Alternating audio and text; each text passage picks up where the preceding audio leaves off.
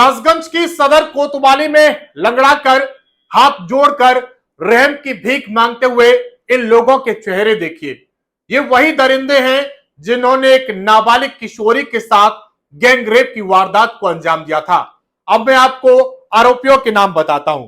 पहले आरोपी का नाम है अखिलेश प्रताप सिंह उर्फ एपीएस उर्फ गब्बर, निवासी गढ़ी अड्डा। एपीएस के नाम से मशहूर यह आरोपी भारतीय जनता पार्टी का युवा नेता है और इस युवा नेता पर पहले से ही कई आपराधिक मामले दर्ज हैं। अब जरा इस फ्लेक्सी को देखिए।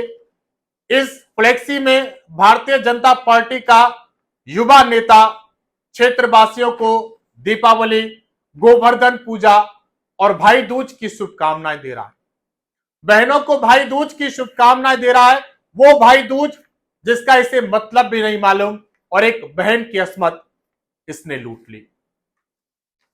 गाड़ी पर लिखा हुआ एपीएस, लगा हुआ हूटर, गाड़ी पर बीजेपी की झंडी। इसका रुतबा देखिए।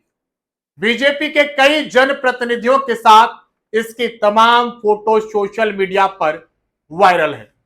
वही बीजेपी जिसके कंधों पर बेटी बचाओ बेटी पढ़ाओ की जिम्मेदारी है, और ऐसे में बीजेपी के युवा नेता इस तरीके की जघन्य वारदातों को अंजाम दे रहे हैं। बाकी आरोपियों का नाम आपको बता देता हूं।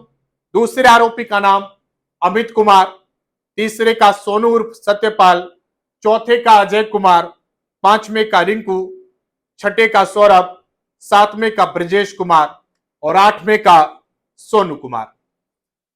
ये वो आरोपी हैं जिन्हें पुलिस ने गिरफ्तार कर लिया है। अभी दो आरोपी पुलिस की गिरफ्त से बाहर हैं। अब एक बार मैं पूरे घटनाक्रम को समझा देता हूं। एक नाबालिग किशोरी अपने मंगेतर के साथ राशन कार्ड का फॉर्म जमा करने जाती है। वहां से वापस आकर हजारा नहर पुल के समीप दोनों लोग बैठते हैं और नाश्ता करते हैं।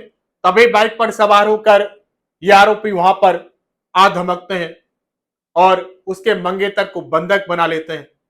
किशोरी को झाड़ियों में ले जाकर बारी बारी से उसके साथ दुष्कर्म की वारदात को अंजाम देते हैं। डरी सहमी हुई किशोरी अपने घर आ जाती है। किसी को घटना के बारे में जानकारी नहीं देती है। उसको इतना डरा दिया गया था कि वो इस पूरे मामले की जानकारी पुलिस को देने से भी बच रही थी।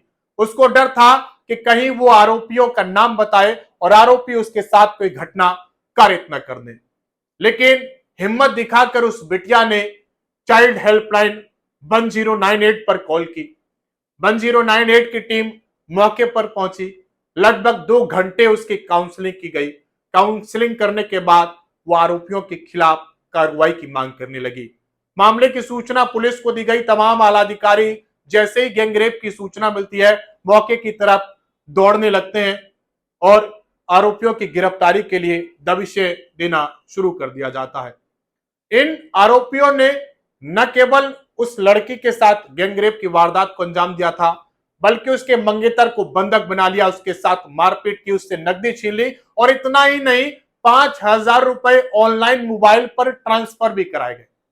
अब पुलिस ने सबसे पहले उस आरोपी को गिरफ्तार किया जिसके मोबाइल पर वो रुपए ट्रांसफर कराए गए थे, और एक के बाद एक कड़ी जुड़ती चली गई और पुलिस ने सभी आरोपियों को गिरफ्तार कर लिया।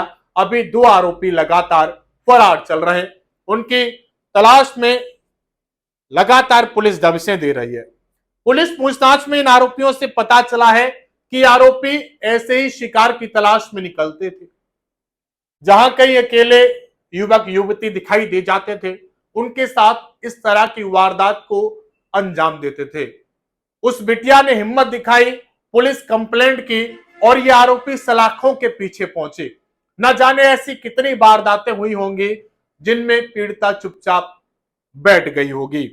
2 आरोपी लगातार फरार चल रहे। पुलिस लगातार आरोपियों की तलाश में जो है वो दबिशें दे रही है। अब लोग सवाल उठा रहे हैं।